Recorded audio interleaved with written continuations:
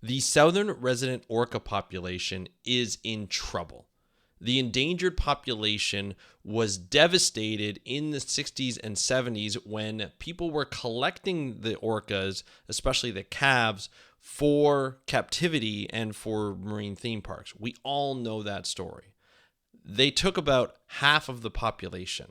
Since then, the recovery of said population has had trouble, and it's now endangered, and it's in need of everyone's help. And today we're going to be talking about one of the factors that's affecting it, underwater noise, and how not only are nonprofit organizations helping these orcas, but also a lot of stakeholders, including ships that are shipping and ships that are causing underwater noise that are helping out this population. We're going to speak with Quiet Sound's Executive Director, Rachel Aronson, who's here to talk about a program that is out to reduce noise. The pilot program was last year, and we're going to find out the results and what's happening this year. On this episode of How to Protect the Ocean podcast, let's start the show. Hey everybody, welcome back to another exciting episode of the How to Protect the Ocean podcast. I am your host, Andrew Lewin, and this is the podcast where you find out what's happening with the ocean, how you can speak up for the ocean, and what you can do to live for a better ocean by taking action. And on today's episode, we're going to be talking about what's happening in the ocean. And what I'd like to do every once in a while is get somebody on the show that is able to talk about a cool project that they're working on with their organization or with their government department or with their private business to give you an idea of how people are out there trying to protect the ocean. And this orca population, the southern resident orca population, is a population that is in dire need of help. It's endangered. I talked a little bit about the suffering that it had in the 60s and 70s. The recovery has been very difficult to get back to the 150 or so individuals that was part of this population back in the 60s and 70s. It's now down to 73, maybe 75. We're going to find out a little bit more from Rachel, who's our guest today. And we have to do some work. We have to do some work to protect them. Now, there's a lot of things that are happening in terms of their food. Their only food source is endangered as well. That they are endangered. We're looking at water pollution, which is getting better within Puget Sound where they live. And we're looking at underwater noise and how that affects their feeding strategy, how that affects their communication. And that's something that we're going to be focusing on today is underwater noise and reducing underwater noise for the southern resident orca population. Rachel Aronson, who is the executive director of Quiet Sound, an organization that is dedicated to looking after ocean noise and how to reduce ocean noise for the southern resident orca population. She's got a program that she's going to be talking about that has done an immense improvement to underwater noise, and it's something that I want you to hear. Here's the interview of Rachel Aronson talking about the underwater noise reduction program for Quiet Sound in Puget Sound to protect the southern resident orca population. Enjoy, and I will talk to you after. Hey, Rachel, welcome to the How to Protect the Ocean podcast. Are you ready to talk about orcas and noise? I am always ready to talk about orcas and noise. Wonderful. I'm very excited about this. We connected through, I get inquiries every once in a while, and I have to admit, Rachel, I'm not sure if you've had this where you get inquiries of people wanting to talk to you, and it's great when you get some. A lot of others are missing. They're talking about business. They're talking about, they don't read the podcast. They don't read the description.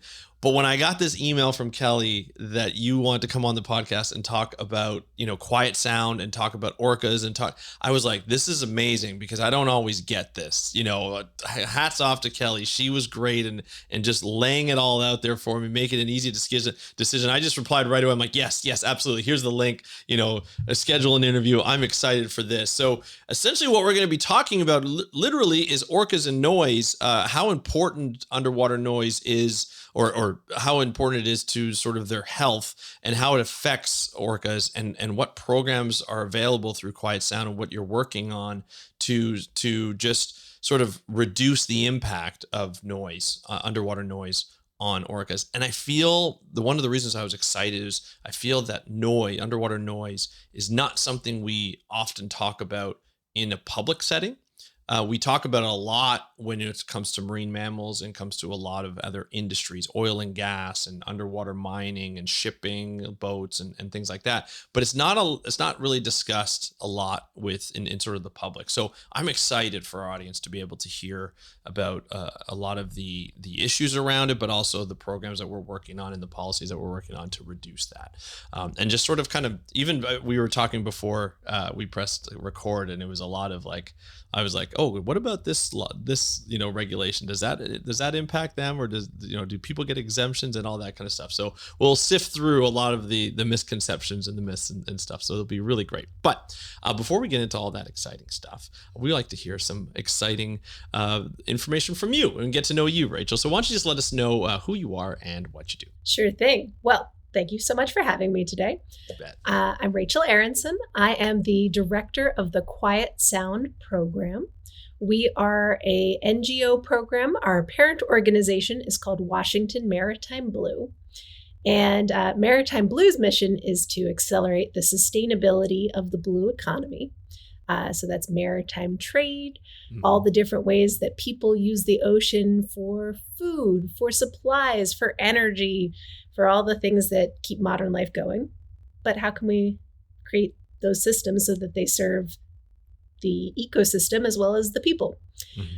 So Quiet Sound fits right in there. We've been around for about 3 years. And our mission is to protect the endangered southern resident killer whales from the acoustic and physical impacts of large commercial vessels. That is a tall order, to be honest. There's a lot of stuff going on there. I love that. I do have a question regarding the sort of Washington Maritime Blue. So why was it a decision to be sort of like a collaborative program with this, like, and not just a separate nonprofit on its own for Quiet Sound? Yeah. So Quiet Sound actually came out of a statewide process. Our current governor in Washington, Jay Inslee, orcas are very near and dear to his heart. And several years ago, people noticed that the population trends of the southern resident killer whales were heading in the wrong direction. And in 2018, Governor Inslee convened the Orca Task Force.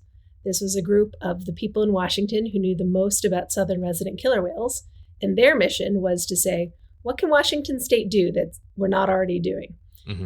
One of their recommendations was that Washington should have a program like Canada's ECHO program, and we can talk a little bit about ECHO later. Basically a program that engages the maritime industry in voluntarily reducing their impact on the whales. And several partners were part of writing up this proposal. National Oceanic and Atmospheric Administration, or NOAA, the Puget Sound Partnership, the Makah Tribe, many other partners, Port of Seattle. And those folks said, let's put this program at Maritime Blue, because Maritime Blue is kind of a neutral party. So if the program had been set inside a government agency, some folks from the get-go would have said, oh, no, we don't trust this.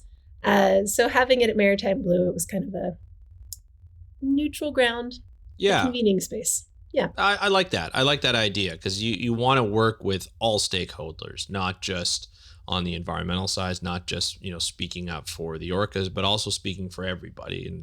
And when you have that, you take that bias away, or that perceived bias away, you kind of get some people who are more open-minded to the process, which I think is a great thing.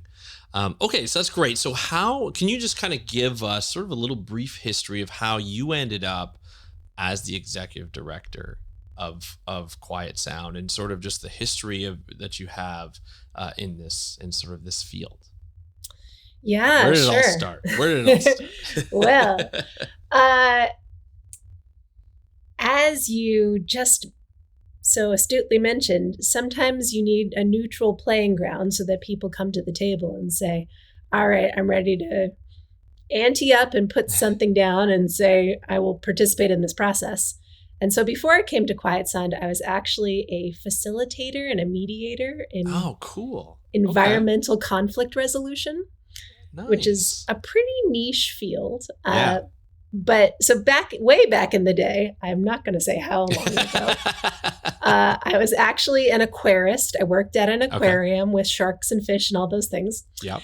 And I wanted a job that would let me take vacation without things dying. So I went to grad school. Gotcha. Yeah. And from grad school, went on to this environmental conflict resolution field. So I've got the marine biology in me.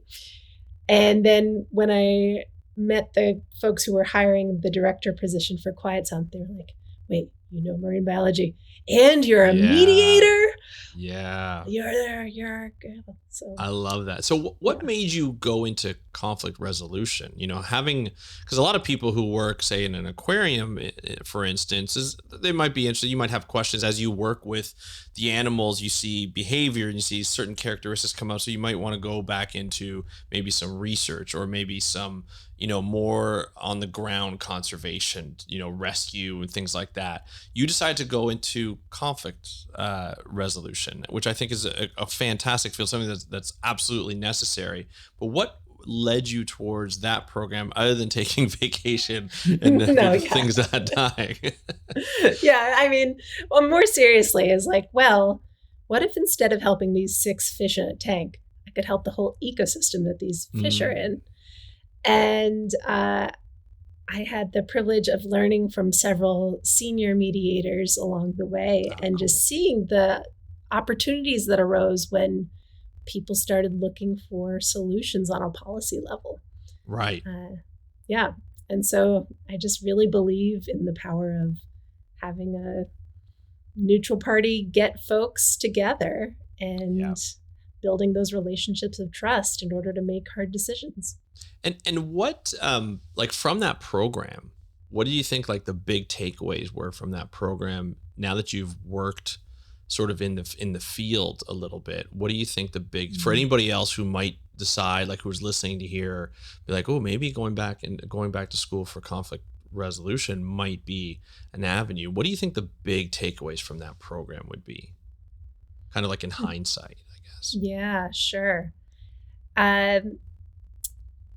My top 3 are probably that not every conflict is ready for mediation. You have to watch for the ripeness moment. Okay.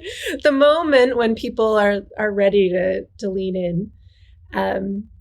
The second one is probably that there's a classic mediation concept called best alternative to a negotiated agreement. Okay. Now we're getting this. I didn't realize this was a mediation podcast, but sure. All right. Well, conservation, conservation needs mediation. Yeah. So it's true. So your best alternative. So when you're trying to mediate parties or people, you want to coach them in thinking through, well, what are you going to do if this doesn't move forward? Right. And if they've got a better alternative, that's what they'll do. And I think taking the emotions out of that is the third big takeaway.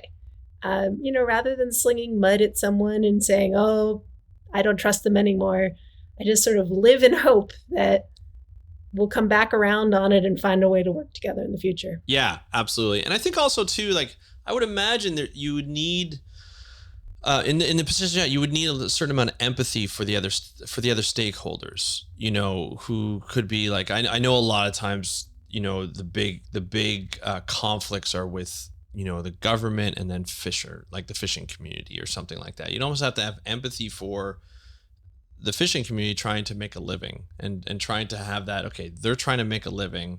We're trying to protect, the environment in a certain way, whether you're an NGO or a government or whatever. And then let's see where we can work together where they can still make a living and we can still protect the ocean and which is not always easy. And I think that's where your skill set comes into play, I would imagine, with a lot of these different types of conflicts. So that's fantastic. I love that. Thank you so much for that, by the way. So you came to Quiet Sound, and why did you choose Quiet Sound? Why was that something at the executive director level? That's something that you thought, this is the career choice for me at this point. Oh, sure. Well, I was ready. I'd been doing mediation after mediation, and when you're a mediator, people want you to come and mediate and then get the heck out, right? Right. They don't want you to stick around for several years because that's not a mediation that's really going anywhere. Right. So I was ready to dig in and spend some quality time on a particular project. And also, this is an issue that's really near and dear to my heart. As a resident along Puget Sound, the southern resident killer whales are very important animals that many, many people here have a big emotional response to. And it felt like a real privilege and opportunity to be able to play a role in their hopeful recovery. Yeah, absolutely. I mean, it's as from the time that I've been around Puget Sound and the Seattle area, just even like if you look at just the last less than 100 years, really 60, 70 years, there's been so much going on with that resident population and, ups and downs and so forth. And a lot of advocacy and a lot of people talking about, these wonderful animals. And also, I think there's been a lot of just sort of discovery within the public of how intelligent these animals are, how much of an amazing apex predator they are, worldwide, not even just these southern resident populations, the transient whales who can eat anything and they can take on great whites, which I think everybody is always surprised about. And to be able to just see how they interact with each other. And I think they're one of the only animals who will hunt for someone else in the pod and another animal in the pod. And I think that is just, there's so much to know about these animals. And so their protection is also obviously the ultimate importance. And obviously focusing there, I mean, there's a lot of issues. Can you just talk about other issues that just to give the audience sort of a background for the southern resident killer whale population, what else they're going through other than sort of underwater noise? Sure. Well, in case folks don't know, there are resident pods of killer whales all around the world. And when we say a resident pod, that can even mean they migrate very long distances, but they tend to stick closer to shore.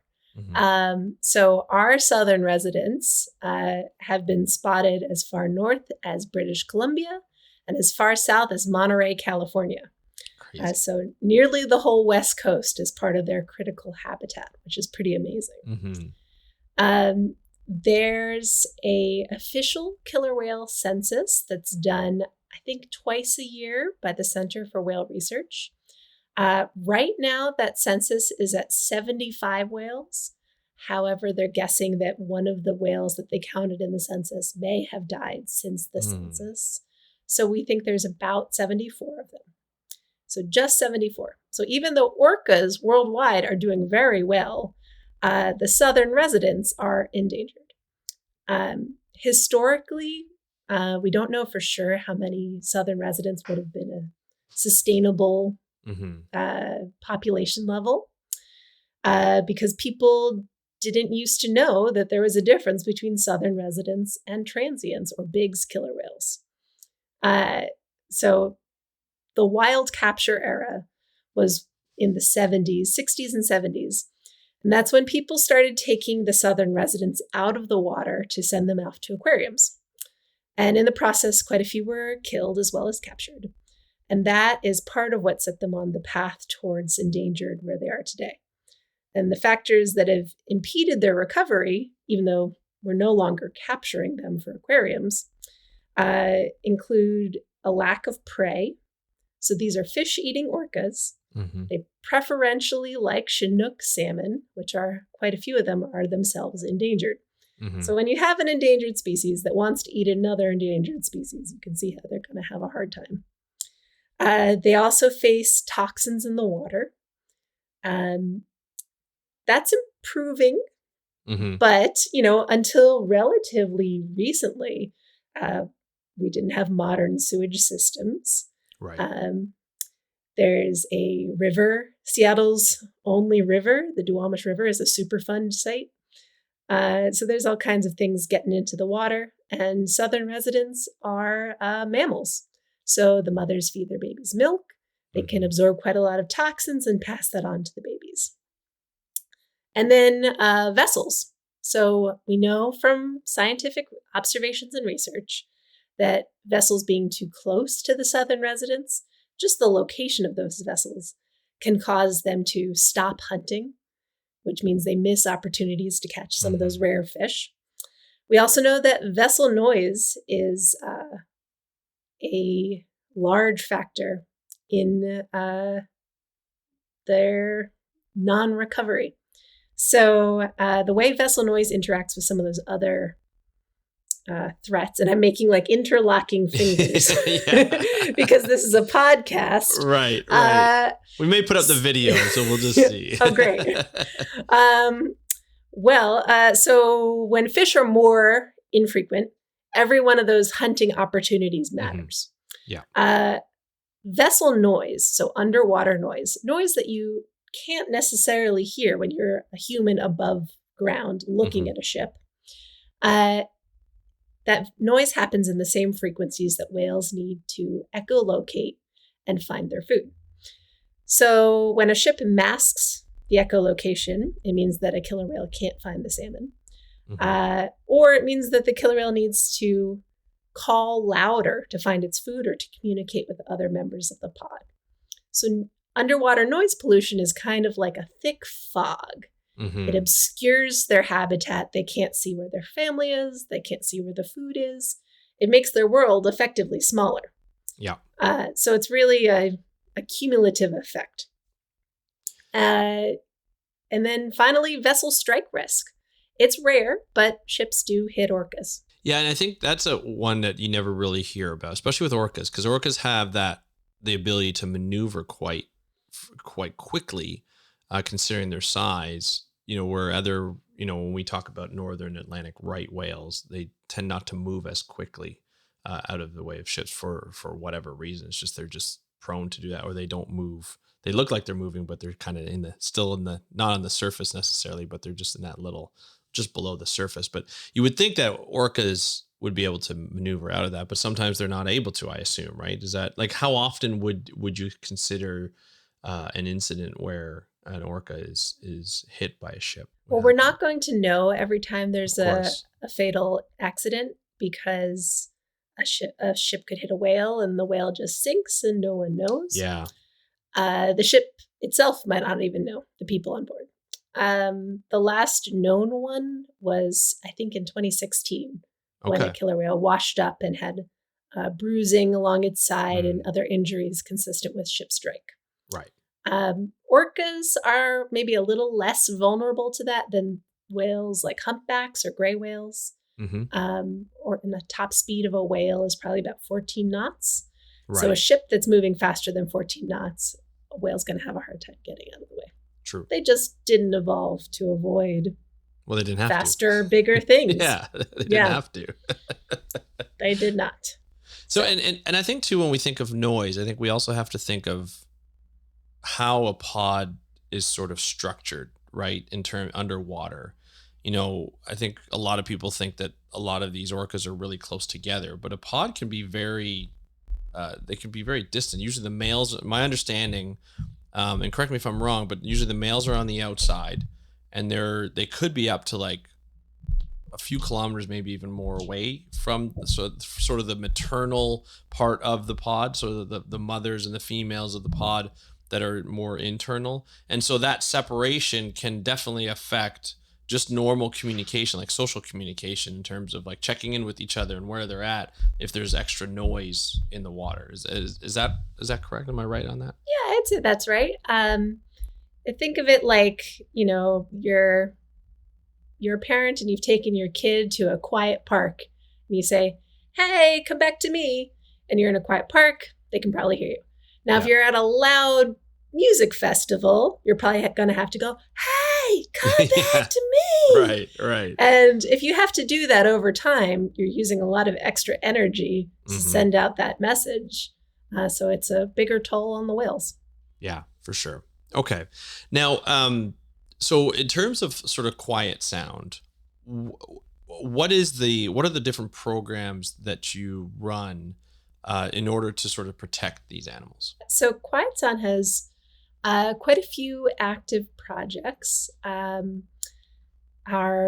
one that is taking up the most of my brain space right this second is our voluntary vessel slowdown, which takes place in Admiralty Inlet, which is at the north end of Puget Sound, and it stretches down to a town called Edmonds, which is just north of Seattle. Okay. It's about 22 nautical miles of habitat. It takes about an hour to cross it on a boat. And this time of year, when southern resident killer whales are likely to be using that part of their habitat for hunting or for resting or just living their lives, we tell all the large commercial vessels to slow down while they're in that part of the shipping lanes. So we set up scientifically based speed targets for vehicle carriers, cruise ships, and container vessels, as well as bulkers and tankers, and ask them to slow down to 14.5 knots or 11 knots, speed through water, depending on what type of vessel they are. Okay. Now, the difference in speed, why is there a difference in speed? I'm just looking on the website here. It looks like 14.5 knots are for vehicle carriers, cruise ships, and container vessels, while 11 knots is more for bulkers and tankers. Is it just because they're a bigger ship? It has to do with the average speed that they would go without a speed recommendation. Oh, okay. Yeah. So for faster type vessels, we say slow down to 14.5 knots. And for slower type vessels, we say 11 knots. For both classes, it's about a reduction in 30 to 50% of their speed. This is a voluntary program, and I think that's the key here is voluntary. So it requires a dialogue between the different companies who run these ships. How does that dialogue start? Is that where the help of the Washington Maritime Blue organization comes in because they've already had a relationship with them? Yeah, you're right. It's a voluntary program because we are not a government agency. We can't set regulations. But one of the benefits of it being voluntary is that we've been able to move a lot faster than a government agency. Gotcha. So Quiet Sound was founded 3 years ago. We've already done this slowdown twice. Okay. If I was the state, I'd still be, still working through NEPA and SEPA studies and an economic analysis and public comment. Anyway, this way I just work with partners and set it all up. It actually begins around last January when we looked at the data coming out of our slowdown season then. We have several work groups that include people who are out on the water, like pilots, commercial mariners, people who own vessels or are shipping agents or represent industry groups, as well as conservation groups, Native American tribes, government agencies, and independent scientists who all come together and talk about the data that we're seeing and what's realistic to put forward. We want to make sure that whatever we're asking vessels to do is primarily safe. I think most folks who are my age or older are going to remember the Exxon Valdez oil spill. Yes. And that was an oil spill from an oil carrying vessel that oiled some killer whales. And none of those whales, some of them died. And the ones that survived never had another baby. Oh, I didn't know that. That's interesting. Yeah. So we really do not want to cause any crashes, spills, mishaps in Puget Sound. So we start with a safety first, and then, if safe, please slow down. Gotcha. So we want to make sure that's happening from the get-go. We also work really early on in the setting up the slowdown process with the tribes that have usual and accustomed fishing areas in the waters where the slowdown happens. So folks who are listening who might not know about Washington treaty law, the tribes in Washington signed treaties saying that they would have fishing rights in perpetuity. And they're co-managers of the waters and the fishing resource. So we want to respect that relationship and that authority. And we work very closely with the tribes to put out our proposals, hear feedback, and make any changes that we need to do. I assume they are in favor of the slowdown as well within the areas, right? Because it would make sense. I know for some tribes, there's a cultural tie to the orcas as well, like an ancestral tie to the orca. I don't know if it's every tribe. I do know there's one in particular that has it, that's come out and said it.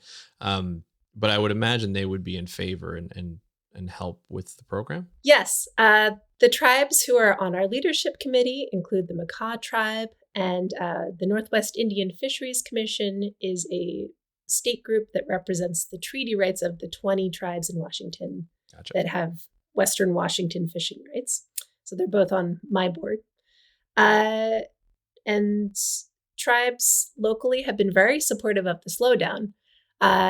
We mostly want to make sure that tribal fishers know about the slowdown. Mm-hmm. So when they're out on the water, they know that big vessels might be going a little slower than usual.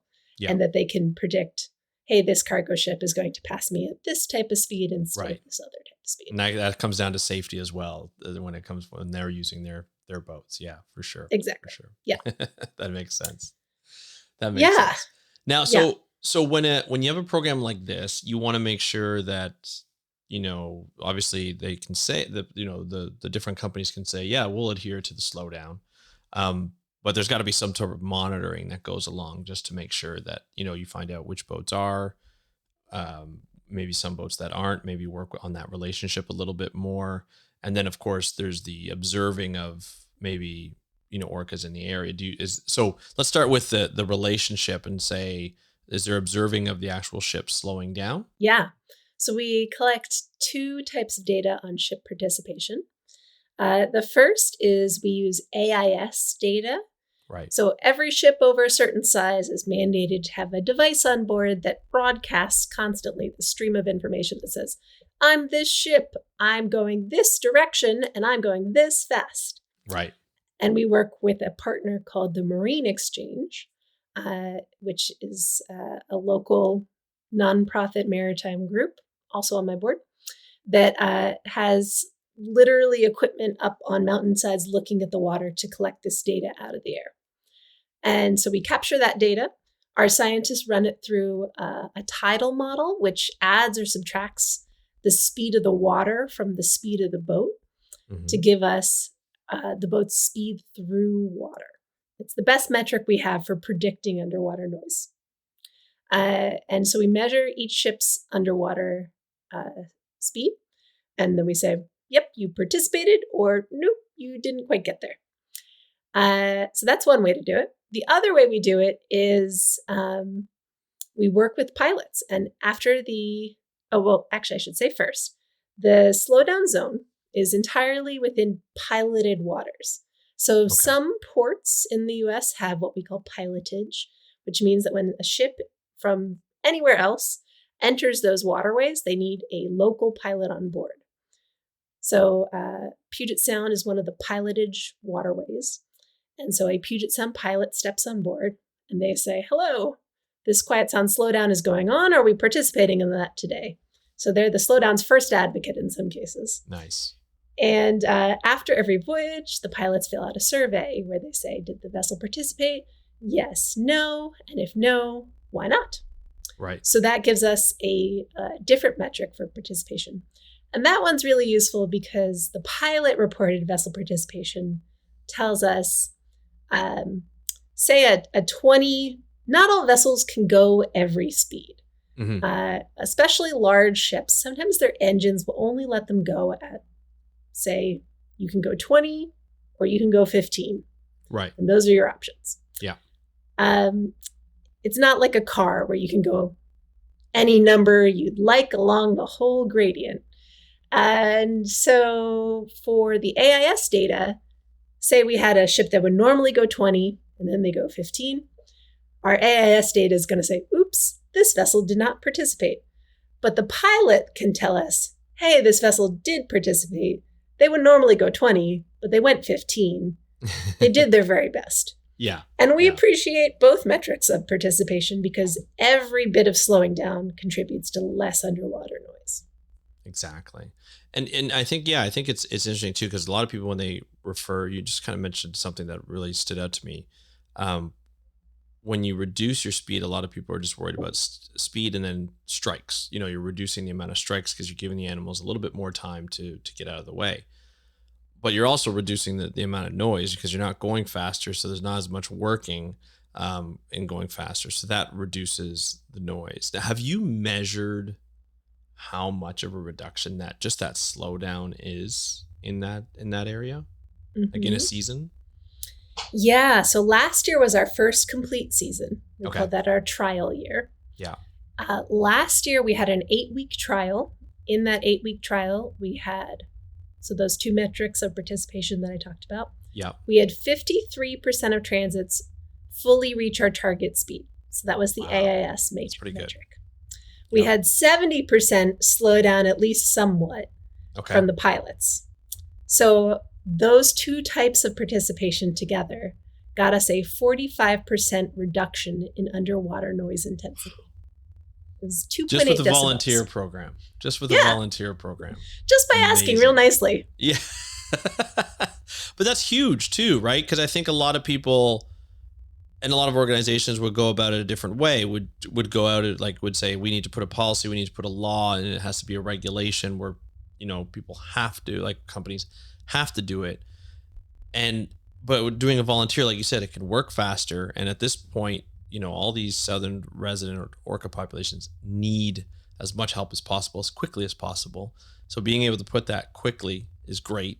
And then reducing it by the noise by 45%, underwater noise, is phenomenal at this point, because we need it. We got it done quick. You got it done quickly, and you got it done pretty well, whereas a regulation may not have been put in for about another 10 years. Who knows? You just don't know. It could be earlier, maybe later. You never know.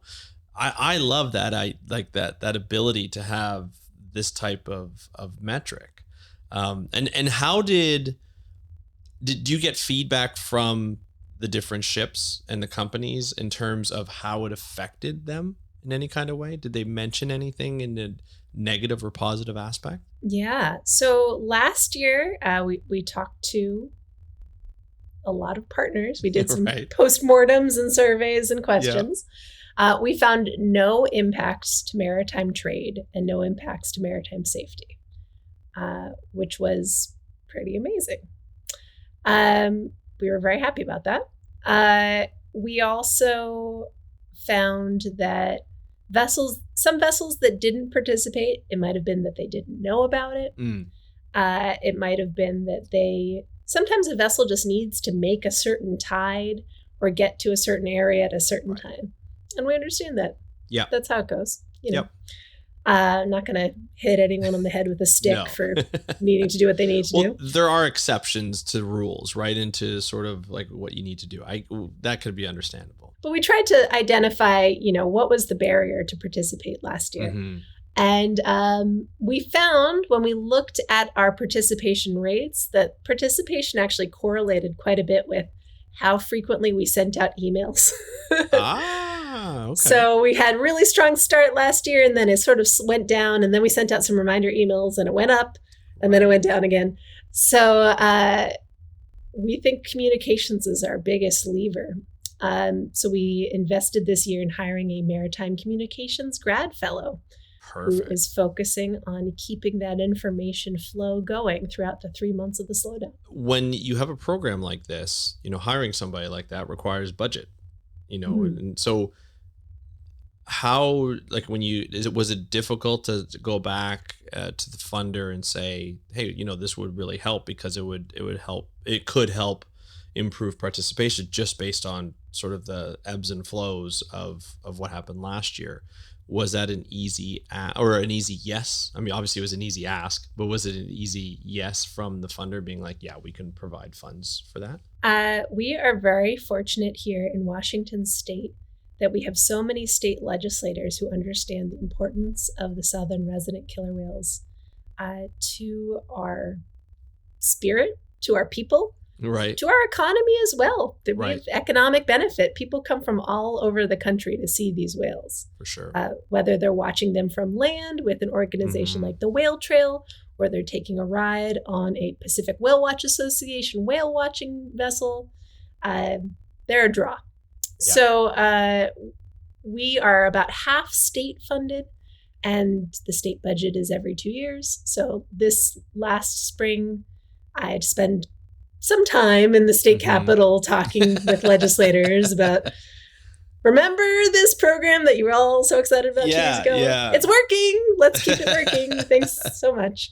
But everyone was very enthused. And we had State Senator Liz Loveland and State Representative Lekanoff as our legislative champions. And they Perfect. Helped move everything forward quite a bit. And going back to the politics of it all, metrics matter, and observing the metrics you just mentioned, the 45% reduction in underwater noise, the participation levels.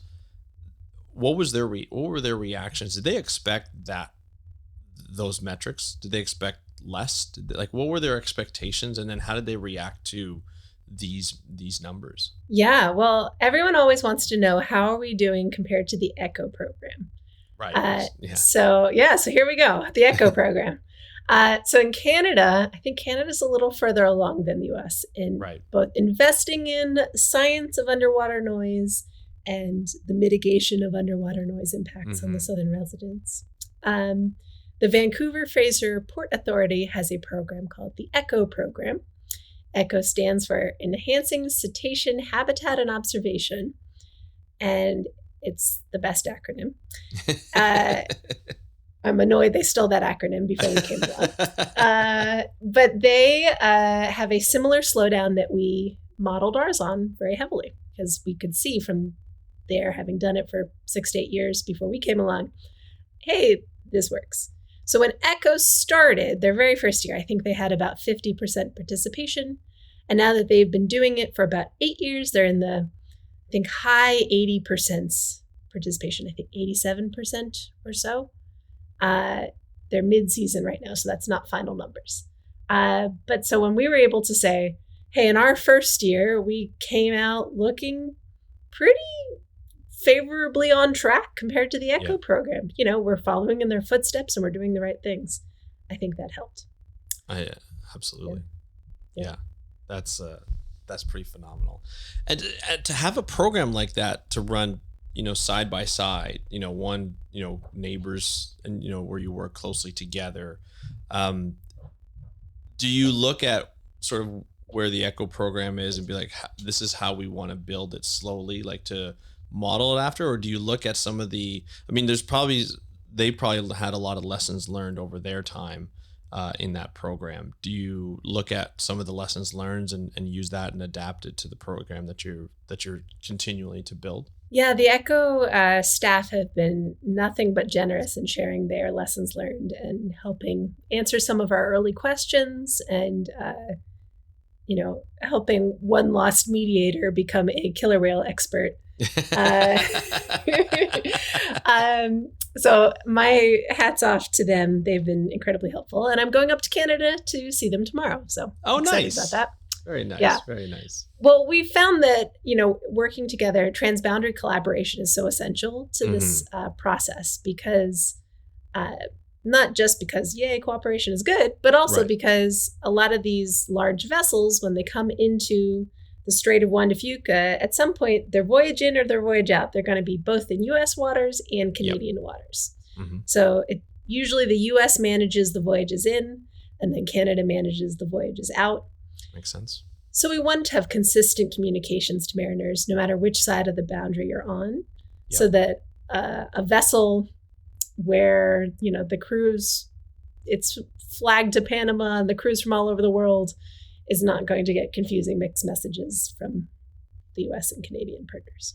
Yeah, it makes sense. So having that close relationship really, really helps because of just the boundary. And obviously these orcas don't really know about the Canadian border and the American border, so they don't have to go through customs every time they cross. So it's an easy cross for them, and they'll go wherever the fish goes, and the least amount of barriers, the better for them. So I think that's amazing.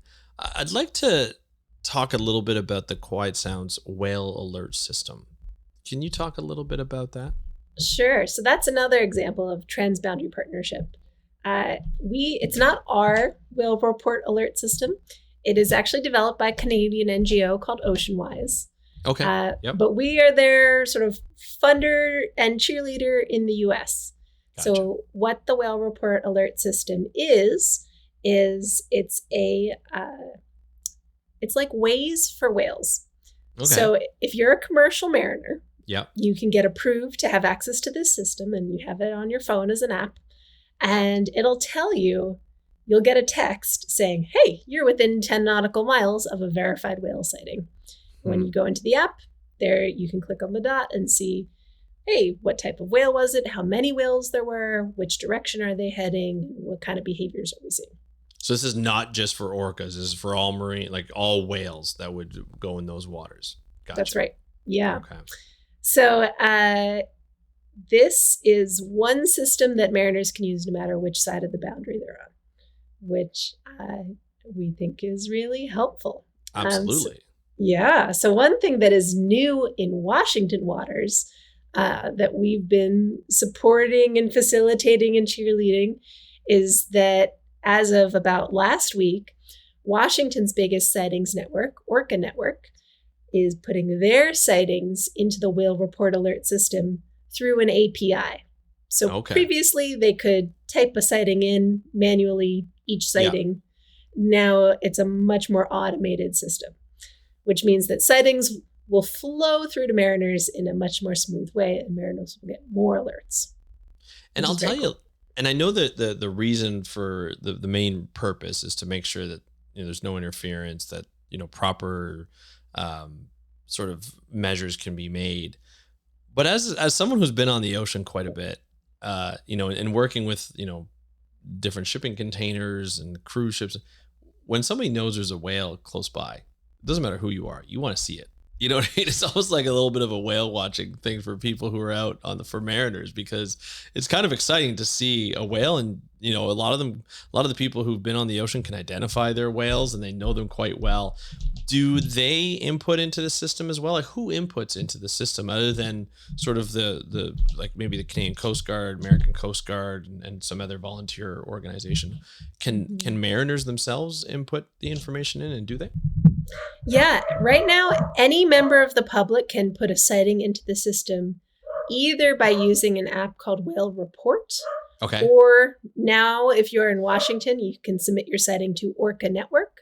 Okay. And they have phone and online options for that. Nice. And your sighting will go into Whale Report. That's fantastic, because having the ability to have more eyes on the water is so important. Because I know from the American side, there are a lot of ships around. I mean, people love Puget Sound. They love sailing and they love, navigating those waters. So it'd be great to have, a citizen science project where you can have people who input that data in there. That's fantastic. And how long has that program, like that whale alert system, been around? That's a great question. I think it started 2018-ish. Okay. So it predates Quiet Sound, but not by much. Not by much. Just a few years. Yeah. So there's a couple really exciting things on the horizon for using this whale report alert system. It's great, not just so that mariners can, we're glad they can get it on their phones. That's very cool. Of course. But some vessels have more strict rules about when you're allowed to have a cell phone. And they might not have cell service. Right. Yep. Yeah. So some things that are in the works, and this is sort of in the next couple years type horizon. One is integrating the whale report alert system with pilot laptops. So pilots have to carry a pilot laptop, and they can connect that to a ship. And if they have cell service on the ship or on their laptop, will eventually, hopefully, be able to get the whale alerts on that laptop. Yeah. So it'll be in the same screen that they're looking at the tidal charts and safety alerts from the Coast Guard and anything else that's coming through. Yeah. So single streaming the data flow. The Marine Exchange of Puget Sound and the Coast Guard are also looking at what does it look like to use AIS messaging out to vessels. So I talked a little bit about vessels sending AIS data to us. Yeah. This would be a situation where quiet sound partners would be able to send essentially a text message to vessels saying, hey, you're near a whale. So it would take the information from the whale report system and the AIS and then say, hey, just to let you know, we know you're getting close to a whale. Just to keep an eye out. Right. Yeah. And That's go awesome. to the ship. Yeah. Yeah. Like a texting the ship, basically. Yeah. I love that for any kind of alerts. I think that's amazing. I think that's awesome. I mean, kind of funny because I know when cell phones first came out and people were like, oh, marketers were like, this is great. Cause like when you pass by a store, the store can sense your location and send out a text like there's 10% off. Now we're using it for alerting ships that there's a whale. There's a whale spotted close by or 10 nautical miles away. Just keep an eye out because we don't know what direction. Here's the direction it was going in when it was last spotted, but it's going to be around, so you can take a look at it. What a much better way of using the technology. I mean, it's great for people who want discounts, but I think that's just I think that's perfect. That's what's great. So that's something to look forward to in the next couple of years. That's amazing. Obviously, this is a lot to take on for an organization that's young. How many staff do you have working for you? Well, we're 2.3, including me. Okay. So that's a lot to take on, just on like with a smaller team. Partnerships obviously matter. The collaborative program with the Washington Marine Blue is obviously important, but how are you guys working around the clock? Is that what's happening? Because you're getting a lot done. The 2.3 of you. Yeah, no, the 2.3 of us work pretty hard. We are supported by Washington Maritime Blue's humans that right, pay the taxes and keep the lights on at the offices. Yes, and provide us with all the policies you need. Right. So it's not just the 2.3 of us. Of course. Supported and in community with coworkers. But we couldn't be doing this without the people who make up Quiet Sound's leadership committee and our work groups. Yep. Because those folks are contributing in-kind expertise that if I had to write a contract to a consultant every time I tapped into that, this program would be deeply underwater. So that includes folks from the state government here in Washington, the federal government, tribes, NGOs, and maritime industry. And without them, this would not be. So yeah. Well, collaboration is the key to conservation, right? That's what we need, and I'm glad that the organization is working well with others. And they even have someone who's involved in conflict resolution. So you've got all your bases covered, which is great. Anything else that you want to cover as we kind of wrap up, like what people can do to like keep an eye out? Do you want to just shout out the website so people can take a look at the website and any other things to look out for? Sure. Well, our website is www.quietsound.org. And on that homepage, you'll find a link to our program and our active projects, including the slowdown that I talked about, as well as ways to sign up for our news stream so you can get up-to-date slowdown stats as the season continues. Right. We also, I guess I kind of want to, can I leave with sort of a hopeful message? Absolutely. We love hopeful messages. Well, I feel like when you work on endangered species, you have to be motivated by the right cocktail of hope and fear. True. Because if it was all hope all the time, I think you'd be blind to some of the realities out there. But if it was all fear all the time, it'd be hard to get up in the morning and keep going. For sure. It could be quite difficult. So it's a little of both. But one of the things that makes me the most hopeful about working on noise issues is that, unlike toxins in the water, noise pollution, when the loud object stops being loud, poof, the noise pollution is gone. That's true. And this is not the only lever we need to be pulling on to change the tide for Southern residents and help them recover. But it's certainly one of the fastest things we can be doing. Yeah. So it's one of the things that gets me up every morning and helps me keep going. Well, And you can see it just in the metrics that you mentioned after the first season, right? After the trial season, you see the reduction in noise right off the bat just by 8 weeks of work. I think that's phenomenal. So definitely shows that it doesn't take much. Oh, yes. I should really close with, we actually have results from our first week of the slowdown. Oh, okay. Yeah. Yeah. So our current slowdown started October 12th when the Southern residents came into Puget Sound. And we've processed the data for week 1. It's not an instantaneous process. Of course. Go through all the partners and the scientists. We had 85% participation, which is really exciting. That is awesome. Including 100% participation from the cruise industry, who is participating in the slowdown for the first time. Because last year it started after cruise season was already over. Right. So this is their first chance to be part of it, and they are knocking it out of the park so far. I love that. That's fantastic. That's awesome.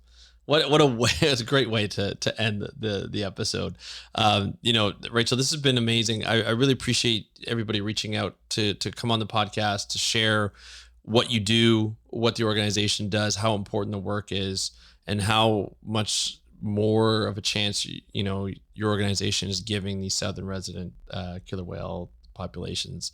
It's something that we definitely need to hear, and we're happy to be able to have you on the podcast to share the results of just a very early program, but fantastic results. And it's great to see that, and we appreciate you coming on the podcast to share that with us. Thanks so much for having me. You bet. Thank you. Thank you, Rachel, for joining us here on the How to Protect the Ocean podcast. It was great to hear from you and the work that Quiet Sound is doing. Imagine a 45% reduction in underwater ocean noise. What a fantastic program.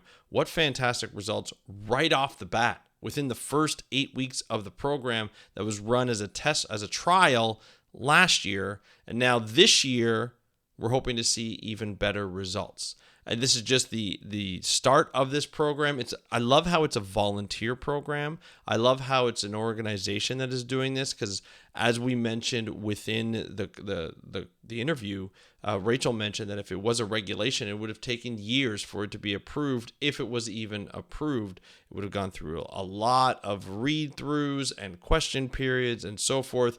And just the fact that it's not mandated, but it's a volunteer program, the stakeholders that are participating are actually seeing some great results, and it's not even impacting their business. So that's great to hear.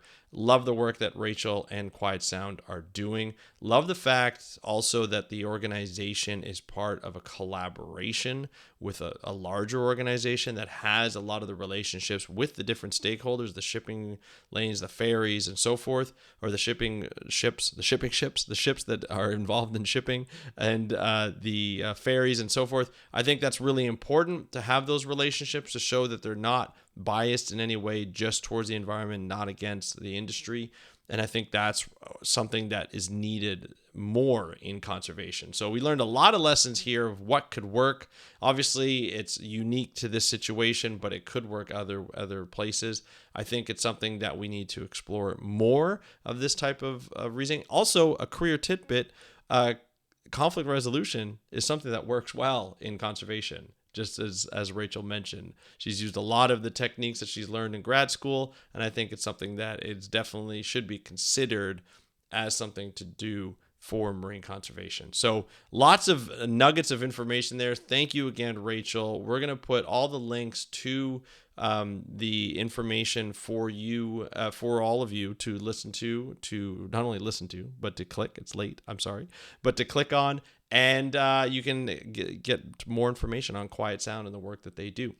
Thank you again, Rachel. And thank you for joining us today. If you want to get a hold of me and ask me any kind of questions or have comments on the episode or the podcast in general, you can do so at How to Protect the Ocean on Instagram, at How to Protect the Ocean, DM me, or you can go to the website, go to the Contact Us page, send me an email. You can leave a voicemail as well. Just click on the microphone in the bottom right-hand corner, and you can have me listen to your voice. I always love hearing your voices. But thank you so much for joining us on this episode of the How to Protect the Ocean podcast. I'm your host, Andrew Lewin. Have a great day. We'll talk to you next time, and happy conservation.